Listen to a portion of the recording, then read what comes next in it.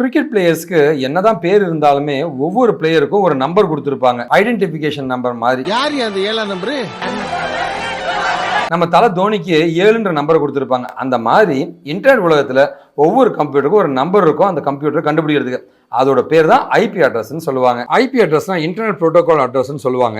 இந்த IP address மூலமா தான் இன்டர்நெட்ல ஒரு கம்ப்யூட்டர் டேட்டாவை அனுப்பவும் முடியும், ரிசீவும் பண்ண முடியுங்க. ஐபி அட்ரஸ் 2 வகையா பிரியுங்க.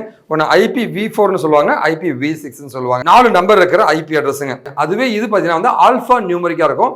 கோடிக்கணக்கான கம்ப்யூட்டர்ஸை இது மூலமா கனெக்ட் பண்ண முடியும். IPv4ன்றது ஓல்டர் வெர்ஷனுங்க. அதே IPv6ன்றது நியூவர் வெர்ஷனுங்க. IPv4 மூலமா 4 பில்லியன் கம்ப்யூட்டர்ஸை இன்டர்நெட்ல நம்ம கனெக்ட் பண்ண முடியும். அதே IPv6னா trillions and trillions of computers நம்மளால கனெக்ட் பண்ண முடியுங்க. அதனால தான் இப்போ IPv6 டாமினேட்டா யூஸ் பண்றாங்க. மோர் டெக்னிக்கல் திங்ஸ்க்கு எங்க சேனலை ஃபாலோ பண்ணலாங்க.